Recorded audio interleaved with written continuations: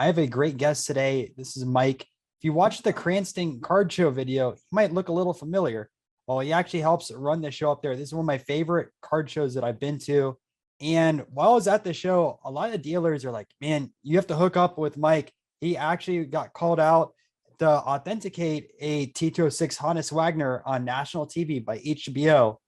So anyway, how it all began is that an auctioneer in Binghamton, New York, asked that there was a deadlock on the authenticity. It was called the Cobb Edwards T206.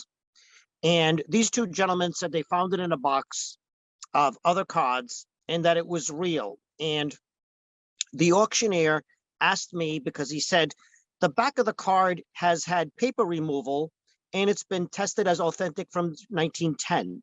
So they said everything fits in.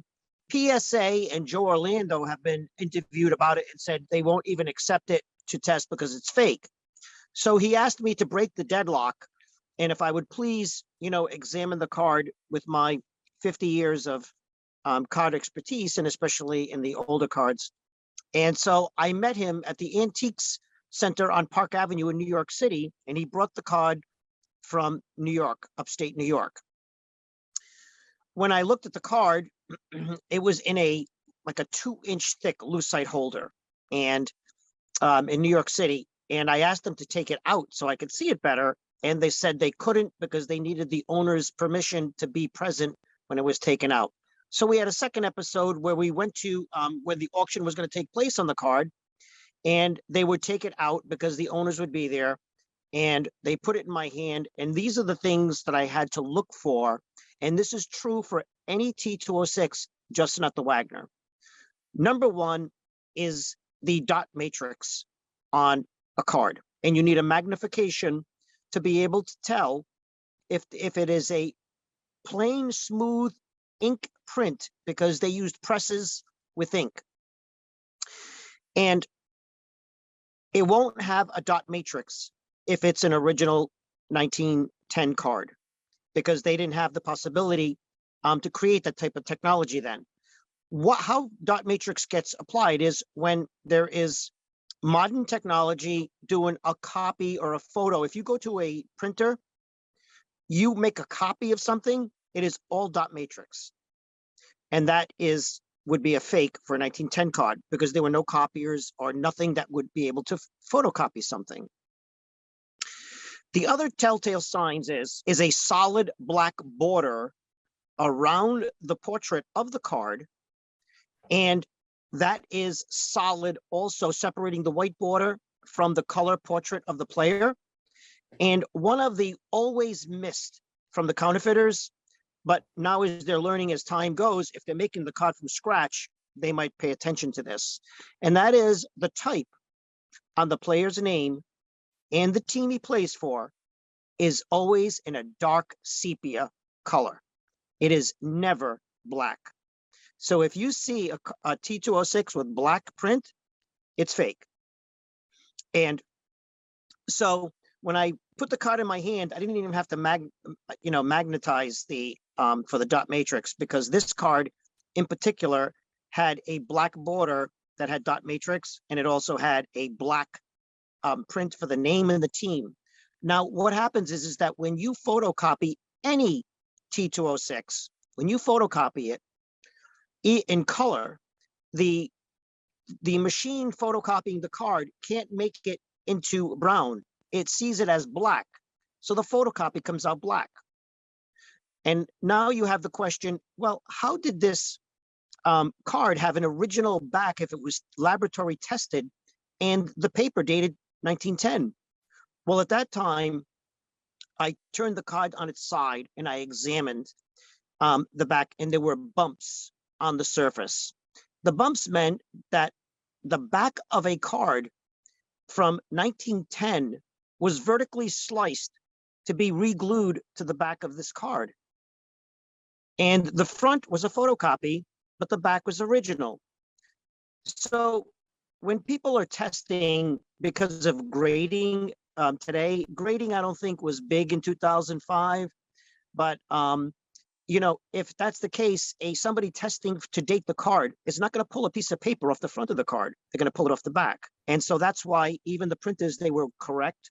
I mean, the authenticator for the back of the paper to date the paper was correct, and that it was from 1910, except the front of the card wasn't touched, and it also had a high gloss.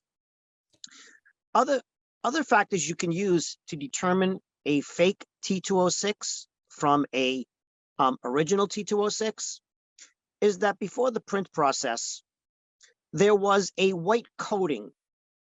Nobody's really sure of what that white coating was to put down on a blank piece of the T206 paper to be printed with the player's portrait. And so the front border has a white appearance, but the back of the card does not have any white surface. So the colors from the front and the back should be different. If you notice a card, a T206, that's got the same color front and back, stay away. It's not real. Now, the other element in all of this is that if they're making the card from scratch, the one thing that the fakers have missed, and I'm sure if they're going to watch my video and they're going to create a fake, they're not going to now miss this piece. There is always a factory number on the back of the card. If the card doesn't have the factory number, it's fake.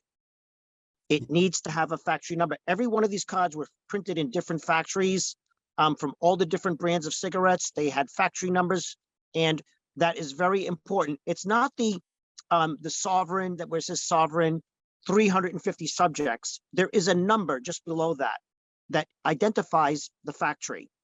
The steps and that forgers and fakers go through to make these, because you can find fake Mathewsons and Cobbs easily. The steps they use for faking these cards, they go through the effort of making them look old. For instance, to create a lot of wear, they will soak them in coffee or tea, so it leaves that browning effect like it was aged. And then they will work on the corners to make them rounded. The easy way to spot something is if a card, like I noticed about a year or two ago, and they submit these to local auction houses, not to the baseball card auction houses, because they do the diligence beyond belief of having more than one grade, more than one authenticator. They do the diligence to make sure that their auction reputation is protected. But local auctions that are in the neighborhood or in your state, they're like fences for these forgers, where the auctioneer will, before he starts an auction, will say, not responsible for authenticity or whatnot. And they announce that they're not responsible no matter what. I went to an auction house about 3 years ago where they were fake T206s, fake all Cobb cards. And I told them, I said, these cards are fake. And they said, well, how do you know that? I said, I'm not giving you a lesson now. However, what happened is that one of the buyers ended up spending $2,700 on these cards, found out after they were all fake. They weren't worth 10 cents. So you've got to be very, very careful. And if you don't know, I always, every article will tell you, buy from people in the know, people you trust. You pay a little bit more so you don't have the pain of being taken. I saw somebody that examined a card under magnification that's beyond anything that's possible. The border of the player's name was magnified so big that it has like a border to the name. Now, I don't think anybody's got magnification big enough when they go to a card show that will be able to have that visible. But it's I wasn't aware that the names had borders. Also, the black border around the card also has a border, which I never knew. I never knew that the black border had a border of the black border.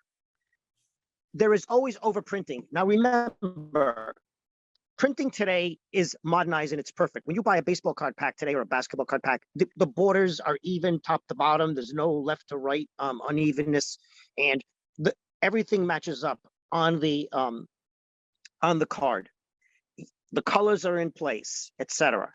In 1910, it was so difficult to match up all the ink to be pressed against the paper to match up perfectly the way it was supposed to. So there could be overlapping of color. For instance, let's say it's the Ty Cobb red background, and then you've got his Detroit uniform.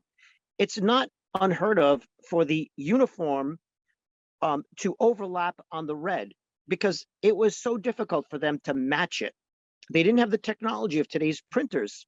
So that will tell you that more than likely it is, I mean, like more than 95% that it's real. If there's overlapping of color, if the color of the portrait border, background color, goes on the black border, that will tell you it's real because it wasn't a perfect science back in 1910. They had to run that paper through and then have that press print up against that silhouette with it matching, and they had to change the presses for the different colors. So overlapping is a good sign that it's real. I mean, of course, it'd be a flawed card, but it's real. When I started collecting these in the 60s, I mean, there were so many flaws in these cards. And I mean, I couldn't believe it, but I didn't record them. I didn't look for them. I was collecting the players' names and cards, and I didn't care. I mean, the sizing, I can show you cards that have 1/8 of an inch bigger than the normal size. They weren't cut properly. The flaws in the cards are a authentic card. There is no perfect way to cut all of these cards evenly. I mean, today, you know, you look at the cards and then you go back in time. The technology didn't exist. So if you see flaws, you're probably got an original in your hand. Except for those rounded corners. Yes. Yes, exactly. Understand also, when I went to this auction in upstate New York, I had someone who wanted to be anonymous, and he wanted me to buy the card. And the card would have graded a 2 or a 3. And at that time, it would have been worth $600,000. And I'm very diligent not to spend someone's money and make a mistake. I mean, I can't make a mistake when you're spending someone else's money to that tune. So when I didn't buy the card, the collector that sent me thanked me because, you know, I mean, I don't want to make a $600,000 mistake with someone's money, so I can't do it. I have to really be resourceful in knowing whether it is or it isn't.